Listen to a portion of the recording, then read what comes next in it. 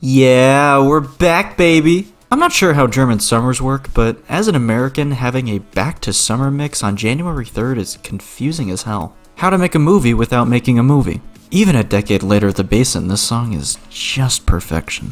I read in a comment that the name roughly translates to Infinity Blade in Japanese.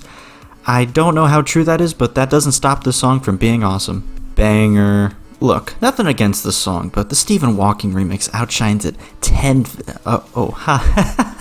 I didn't say anything, Midas. I just, oh, hey, look over there. Tastes like chicken, yes, I'm grooving. The debut of Case in Point, who were only on the label for a couple of years, but they certainly made the most of that time. A bit outdated for sure, but it's still pretty cool. The calmer fractal stuff was never really my thing, but like I've said before, it gives us a good look at what his debut album would feel like. If there was ever an example of chaotic evil Buster, this would be it. Kicking off Resonate's Prelude EP, this beautiful piano number. This EP definitely took us into a different avenue from what we're used to from Resonate, but personally I couldn't have been happier about it. Okay, let me just say, the vibes on this one are immaculate. The only song on this EP I didn't really care for. Ending things off with another beautiful piano number. All these years later, and I'm still impressed by how detailed this entire song is. Okay, listen, hear me out. A proper collab between these two would have been legendary. One word. Lovely. Still one of the coolest intros to any Monstercat song ever. Change my mind, I dare you. Honestly, this was probably his best song on the label. It was also his last. Not that I loved his output on the label, but there was potential there. Oh wow, who knew that a questionably legit online megastore could have such a funky voice? Not technically his debut, but it's the one with over 28 million views at this point, so it might as well be. Speaking of debuts, this is how you make the perfect theme song for a Mario Kart course without it being on an actual Mario Kart course. I'd love to know how he came up with a title like that. You know, for a Deep House remix, it could have been a lot worse. This is objectively the best version of the song, and no one can convince me otherwise. I'll tell you what, that guitar certainly raised my spirits. Astronaut was probably like, yeah, we've had too many remixes of our own songs at this point, maybe we should remix some other songs again. Honestly, not a bad remix for what it is. Listen, in Silverback's defense, this was 2014. Okay, don't tell anyone, but I prefer this over till it's over. Ah, for fuck! The debut of one of Monstercat's most beloved artists, and if you really want to feel old, it's been 10 years since this song released. The first 5 seconds of the song certainly won't have any political implications or undertones in the future. That would be just silly. Not one of his more popular songs, but definitely don't skip out on it. I'm kinda sad we never saw this vocalist on Monstercat again. I liked his performance here. Cool vibe, but ultimately forgettable. God, I wish I could be as cool as this song. One of the many Noisestorm songs you can feel like a badass listening to. It's kind of rare that I enjoy what is essentially a VIP, just as much as its original counterpart. The fact that this is currently the only Rob Gasser song we got on Monstercat is unbelievably criminal. You know what's crazy to think about? This was probably study music for millions of kids back in the day. Either that or it was their own personal theme song. It could have been either, really. Well, I guess we're back to other people remixing Astronaut again. Exactly what you think it would sound like if you Hellbergified Quantum. This remix was pretty much Spaghetti in a nutshell back then. Not sure what the thought process was with this one, but hey, it exists. Something about this guy tells me he's not very good at waiting in lines. A lovely song indeed, but this typo will always get a chuckle out of me. I still think this is one of the gnarliest drops Haywire has ever conceived with his brain. God, I miss this blue. Oh well, moving on. For the younger audience out there, if you see a music video for this song, please for the love of God do not watch it. Don't ask why, just it's not worth it. Finally going into Haywire's Twofold Part 1, the first ever artist album on Monstercat, and I gotta say, this is one hell of a way to convince blind people you're Beethoven reincarnated. When the supposed soft mix goes incredibly hard, you know you're in for a good time. This ended up being the release upload for the album, and even though it's not my favorite song on the record, it's pretty damn fun. Haywire Garage goes incredibly nuts, even a decade later. Oh my god, this album's been out for a decade. I don't think I've ever been able to find a more fitting way to describe this song other than Nero House. Another one I never got into fully, but this was a solid ending to the album regardless. Even back then, Feige had such a unique vibe. Beautiful. I mean, you can tell it's aged a bit, but still, beautiful. The Monstercat debut of melodic dubstep powerhouse Trivecta. And yeah, it's a bit of an oldie, but still a goldie. A lot of people really like this one, but unfortunately just one of the very few Case in Point songs I wish I liked more.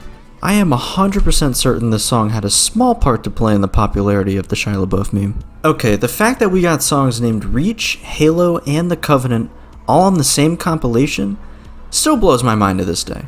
Oh yeah, I'll take this over Atrium any day. Legitimately one of the coolest Faint songs I've ever heard. Get ready for 3 certified classics in a row, starting with this absolute slapper. Alongside this one, the intro to every YouTube gaming channel that had less than 500 subs and had just gotten an Elgato for their birthday. I'm not projecting, I swear. Speaking of projecting, tears out the fucking wazoo! The debut of both Stonebank and Amel, 2 household names that even the most modern Monstercat fan will recognize on sight.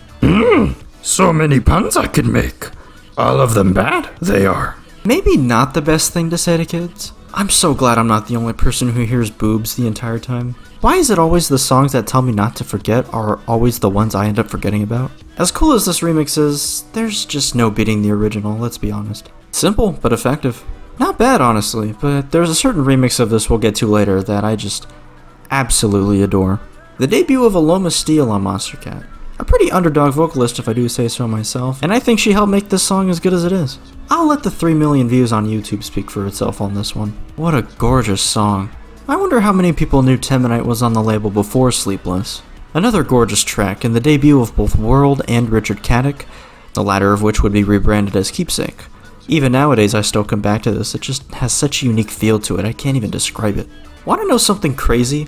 This masterpiece of a VIP has been out for a decade, and only while editing this video did I notice the little breakdown vocal during the build-up. In my defense though, it's super damn quiet in the mix. It's so easy to forget how hard the second drop goes, you just forget what the song sounds like, I guess. A fan favorite for most, but never one of my personal favorites, believe it or not. Unfortunately, this title does not apply to the era of this label. The production on this one is so clean, I swear they hire a housekeeper to maintain it each year. Bro really had one of the most iconic vocal performances in Monstercat history, and then just dipped. One of the more underrated songs from this year. I'm trying to avoid the obvious jokes here, so feel free to use this as a free space if you have a good one. I always liked this one, I never felt it got the attention that it deserved. Bro really had the Avengers logo. An interesting remix for sure.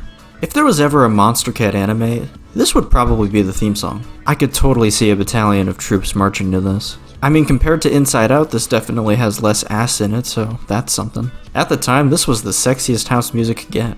This might be the craziest thing you've ever heard me say on the channel, but I prefer the Taylor Swift song. Apparently there was drama here that I wasn't a part of. How sad. Legit one of my favorite tunes from possibly one of the greatest duos from this era of Monstercat. I legit cannot find the words for how much I enjoy this song. It's just one of those songs you have to see, or hear, to believe. Take the original song and make it dubstep. And I promise you it's a lot better than I make it sound. I always found this one a bit lackluster, to be honest. I could have had you listen to this remix without any visual cue and you probably would have been able to guess who it was right away. Yet another precursor to Fractal's debut album, and I know I keep saying that about these more chilled out Fractal ones, but I just don't have anything else to say about them really.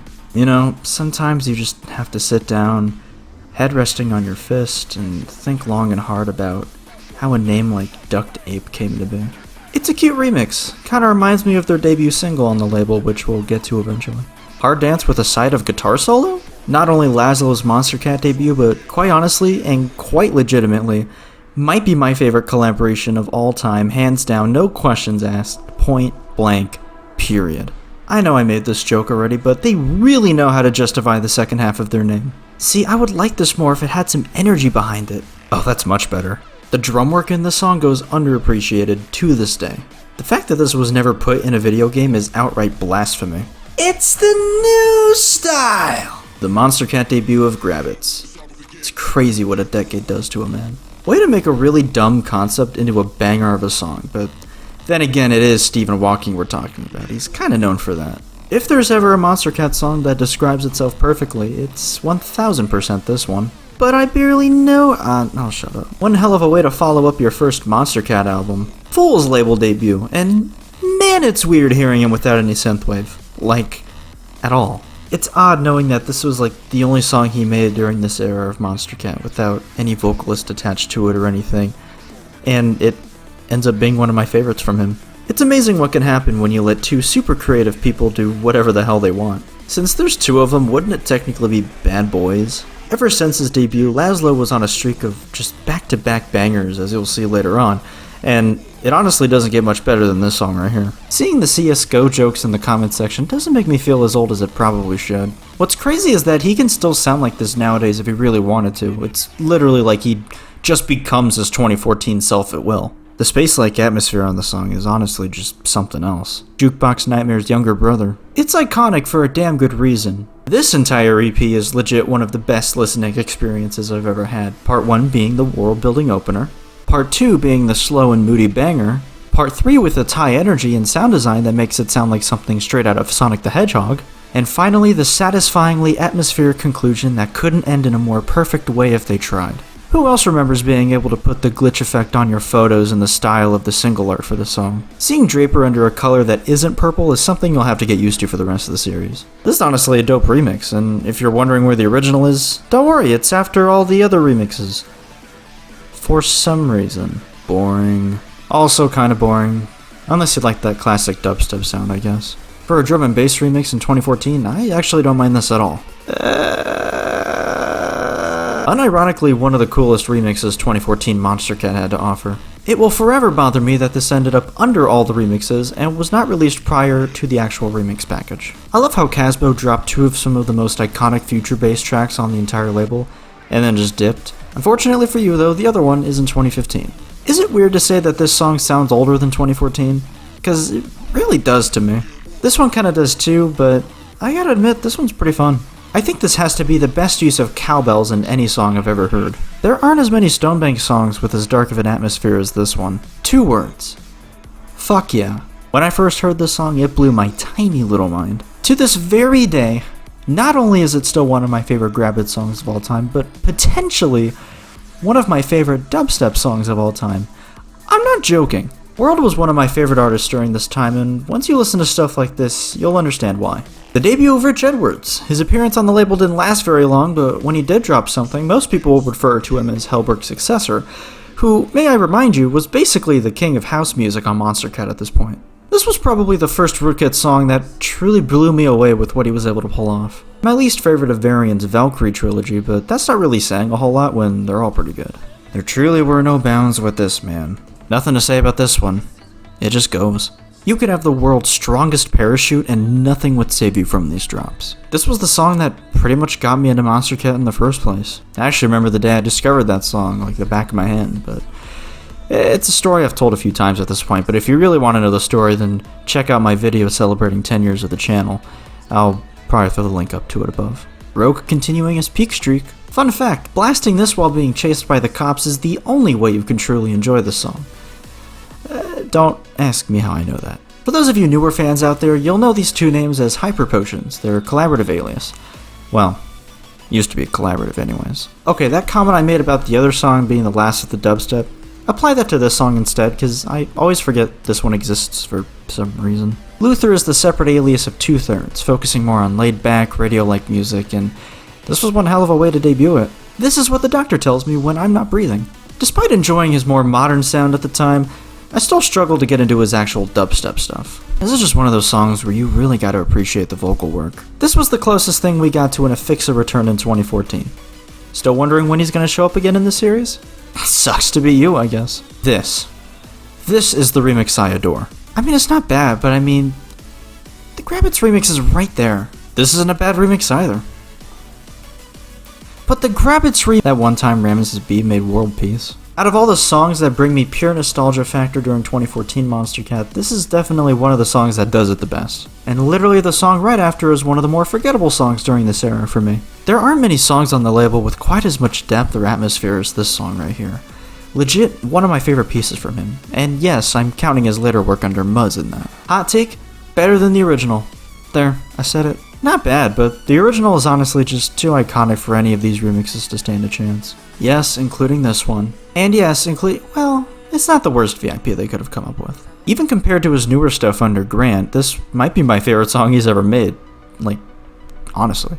We're getting closer to Bustray's final song on Monstercat, but as for his second final song, it's legit one of the most beautiful pieces of D&B I've ever heard. I'll use this as an appreciation post for Annie Yvette, because I actually liked many of her vocal performances on Monstercat, including this song. This was never one of my personal favorites from back in the day, but believe me, I totally get why it was everyone else's. I have no jokes for this one, it's just underrated. Rich Edwards had his own unique sound among the other house producers on here at the time, and my only wish is that we could have gotten more of it. Oh, hey Going Quantum! It's been a few years! Oh, what's that? You're gonna dip for a couple more years? Oh, yeah, no, that's cool, I guess. It's honestly crazy how versatile this dude is. No wonder he went over to Bipper. I love that Vicetone just comes back out of nowhere, drops this absolute heater, and then just disappears from the label for another year and a half. The debut of both Puppet and the Eden Project, who now simply just goes by Eden. Not my favorite collab of theirs, but it was a pretty significant release for both of them and a fan favorite among the community. You have no idea how much this song fucked me up as a kid. Even listening to it nowadays just does something to me. Do y'all remember the game Sonic and All-Stars Racing Transformed? For some reason, this song reminds me of the menu music from that game, and that's not to discredit this song, it's an awesome song. Nitro Fun and Dinnick in a Dough was not a combo I think anyone expected, but my god did it pay off. Look, some people might prefer the original song from 2011, but just because they're wrong doesn't mean you... Listen dude, this song is awesome, but calling yourself God is a bit much. Don't be fooled, there isn't any wubby wubby in this one. Also, I'm glad there isn't any wubby wubby in this one, cause it's actually a really cool song. Damn dude, Dinnick and a Dough showed up on a lot of these songs toward the end of the year. Swear to god if she shows up on the next... Oh son of a bitch. If I remember correctly, this was the first direct song I ever heard, and let me tell you, I was not disappointed in the slightest. This was an interesting Christmas Day gift from Monstercat, but hey, it slaps. This was a bit of an odd song to end the year off on, but I ain't complaining about more Fiji Ouija. And yeah, I would go as far as to say that this is the most iconic year in Monstercat's entire history, and oh man, I cannot wait to get into 2015.